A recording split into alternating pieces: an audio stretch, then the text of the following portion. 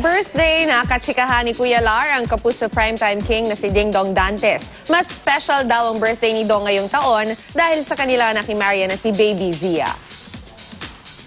Nako, good morning po mga kapuso. Nandito tayo ngayon sa story conference ng bagong series ni Ding Dong Dantes. Ito nga tama-tama dahil birthday niya today. Kaya makikipagtsikahan tayo to the max kay Ding Dong ngayong umaga.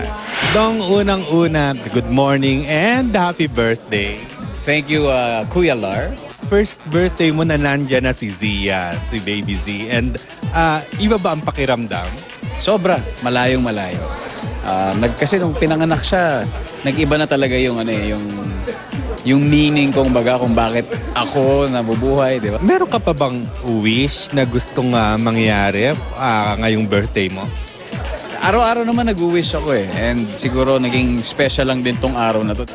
You have a new primetime series na hindi pa pwedeng sabihin ng title pero kanina nga nakikinig kami during the story conference at napakaganda pala ng istorya nito.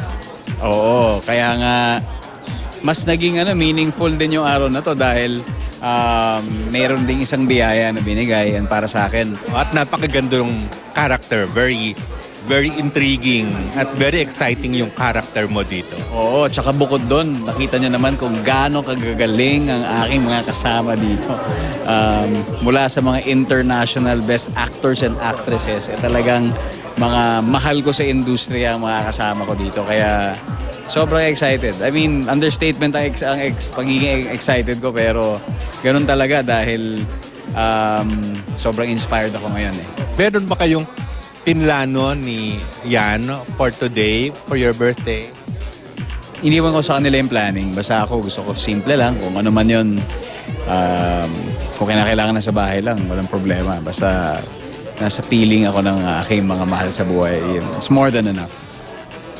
Okay, so happy birthday again, Dong, and thank you very much sa pagpapaunlak mo sa amin dito sa unang hirit. Thank you, Tular.